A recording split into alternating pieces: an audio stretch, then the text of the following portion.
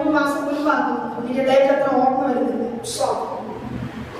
ഒരു ദിവസം ദൈവത്തിന്റെ ആത്മാവ് ഇവിടെ അറിയിച്ചു, റാന്നിയിൽ ചുഴലിക്കാറ്റെത്തിയിരിക്കും.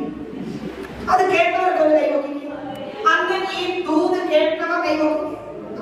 പത്തനംതിട്ട റാന്നിയിൽ മിന്നൽ ചുഴലി, 100-ലധികം മരങ്ങൾ ഒടിഞ്ഞു, വൈദ്യുതി പോസ്റ്റുകൾ തകർന്നു. മിന്നൽ ചുഴലി പത്തനംതിട്ട റാന്നി ബൈപ്പാസ് മേഖലയിൽ ഉണ്ടായത്. ബൈപ്പാസിനോട് ചേർന്ന പറമ്പിൽ നിന്ന മരങ്ങൾ, ചെറിയ മരങ്ങളാണ്.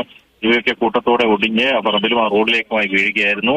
ബൈപ്പാസിലെ ഗതാഗതം തടസ്സപ്പെട്ടു. ഒട്ടേറെ പോസ്റ്റുകൾ ഒടിഞ്ഞു വീണു. 11 kV ലൈനും തകരാറ് സംഭവിച്ചു.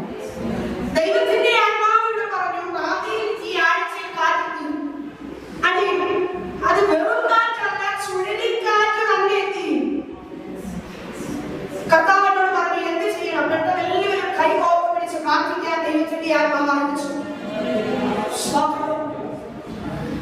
പ്രാർത്ഥിച്ചു കഴിഞ്ഞപ്പോൾ ദൈവം എന്നോട് പറഞ്ഞു, ഇത് നമ്മളെയോ നമ്മുടെ ദേശത്തിലുള്ള ആരെയോ ബാധിക്കില്ല.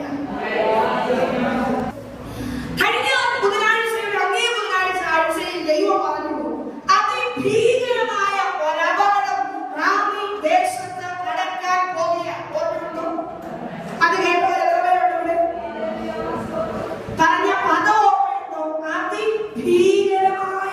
പത്തനംതിട്ട റാന്നിയിൽ കാറുകൾ കൂട്ടിയിടിച്ച് വിദ്യാർത്ഥി മരിച്ചു, 2 പേർക്ക് പരിക്കേറ്റു. തിരുവനന്തപുരം സ്വദേശി ബെന്നറ്റ് രാജാണ് മരിച്ചത്. അയ്യപ്പ സംഗമത്തിൽ ഭക്തിഗാന സദസ്സിൽ പങ്കെടുത്ത് മടങ്ങുമ്പോഴുണ്ടായ വാഹന അപകടത്തിലായിരുന്നു അതുല്യ കലാകാരൻ മരണപ്പെട്ടത്.